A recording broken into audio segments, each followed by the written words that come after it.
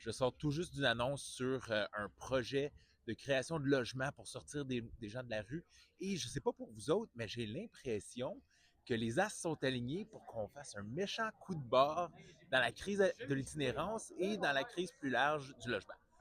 Je m'explique là, l'annonce d'aujourd'hui, c'était concernant le projet Toi à moi, qui est un organisme qui achète des condos pour y loger des personnes issues de l'itinérance. C'est un projet qui vise à reloger du monde pour moins cher et beaucoup plus rapidement que ce qu'on voit typiquement avec un projet où on va vouloir construire un édifice qui ajoute X nombre de logements dans un secteur et qui prend des années juste pour attendre les permis de la ville et du gouvernement. Toi, moi, en seulement 5 mois, a déjà réussi à acquérir 5 condos et il y a 3 personnes qui y logent, puis dans quelques semaines, il y en aura 2 autres. Ça, c'est bien parce que ça permet d'agir immédiatement pour des gens qui ont besoin d'aide maintenant, pas dans un an, pas dans 2 ans, pas dans 3 ans.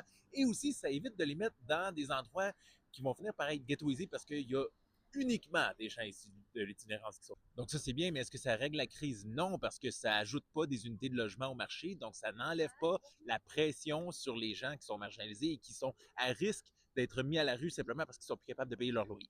Par contre, on ajoute à ça un autre projet qui vient d'un groupe de développeurs immobiliers qui veulent, eux, ajouter 2500 unités de logement pour des personnes qui sont issues de l'itinérance. Pour les détails de ça, je vous invite à aller lire la presse, mais ça fait en sorte qu'on a 2 projets privés prometteurs qui donnent au moins espoir qu'on va avoir un impact sur la crise actuelle de l'itinérance. Si on ajoute à ça les efforts des différents paliers gouvernementaux, mais là, on se rend compte que oui, on a une nouvelle mairesse à la ville de Montréal, puis la première priorité de son administration, c'est l'itinérance.